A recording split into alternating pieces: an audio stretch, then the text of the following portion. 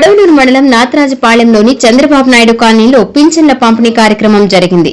ఈ కార్యక్రమానికి కోవూరు శాసనసభ్యురాలు వేమిరెడ్డి ప్రశాంతిరెడ్డి ముఖ్య అతిథిగా పాల్గొని వృద్ధులకు, వికలాంగులకు పింఛన్లు అందజేశారు.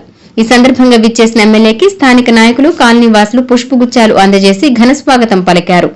అనంతరం ఎమ్మెల్యే కాలనీలో తాగునీటి సమస్యను పరిష్కరిస్తూ తాగునీటి పైప్ లైన్ కి శంకుస్థాపన చేశారు. ఈ సందర్భంగా ఎమ్మెల్యే మాట్లాడుతూ తెలుగుదేశం ప్రభుత్వం అధికారంలోకి వచ్చిన తర్వాత సూపర్ 6 పథకం ద్వారా ప్రజలకు, మహిళలకు ఉచిత బస్సు, 2 సిలిండర్లు, తల్లికి వందనం ద్వారా విద్యార్థులకు నగదు లాంటి ఎన్నో సంక్షేమ పథకాలను అమలు చేస్తున్నామని తెలిపారు. ఎన్నికల సమయంలో యువతకు ఇచ్చిన మాట ప్రకారం మండలంలో పరిశ్రమలను తీసుకొచ్చి ఉద్యోగాలను కల్పించబోతున్నామని అన్నారు. ఈ కార్యక్రమంలో తహసీల్దార్ స్ఫూర్తిరెడ్డి, ఎంపీడీఓ సుబ్బారావు, మండలాధ్యక్షుడు నాపా వెంకటేశ్వర్లు నాయుడు, మల్లికార్జున్, రాజేంద్ర కుమార్, కిరణ్ కుమార్, బాబీ, సిద్ధార్థ, స్థానిక నాయకులు పాల్గొన్నారు.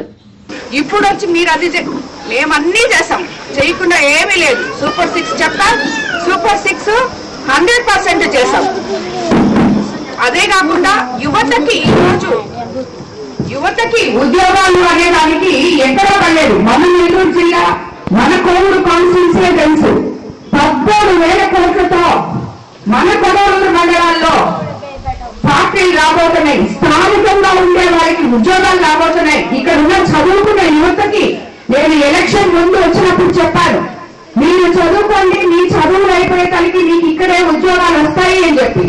అదేవిధంగా ఈ రోజు 30 ఏళ్ల నుంచి ఖాళీగా పడిన కిసాన్ సెస్ తిరిగి ఊపిరి పోసుకొని 13,000 కోట్ల పెట్టుబడులతో రకరకాల ఫ్యాక్టరీలు పెట్టి రావడం జరిగింది. ఏదైతే లోకేష్ బాబు యువకులం పాదయాత్రప్పుడు మీకు అందరికీ మాట ఇచ్చారో ఉద్యోగాలు మీకు ఇస్తారో అని చెప్పి ఆ మాట నిలబెట్టుకొని ఈ రోజు ఇంచుమించు 23 లక్షల కోట్లతో రాష్ట్రం మొత్తం పెట్టుబడి తీసుకురావడం జరిగింది. ఆల్రెడీ ఇంకా గవర్నమెంట్ ఉద్యోగాలు ఎన్నో జరిగింది. గత 5 ఏళ్లలో మెగా డిఎస్సీ అంటే ఏందో వాళ్ళకి తెలియదు. ఒక పరీక్ష పెట్టలేదు, ఒక టీచర్కి ఉద్యోగం రాలేదు.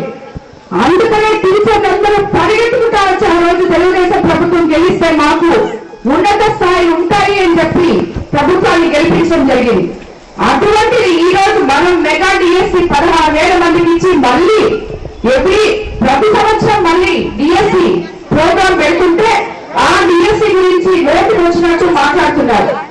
ఏం చేయాలో తెలియక అర్థం కాక ఏదేదో మాట్లాడుకుంటున్నారు వాళ్ళు. కాబట్టి ఇవన్నీ కూడా జనం చూస్తూ ఉన్నారు.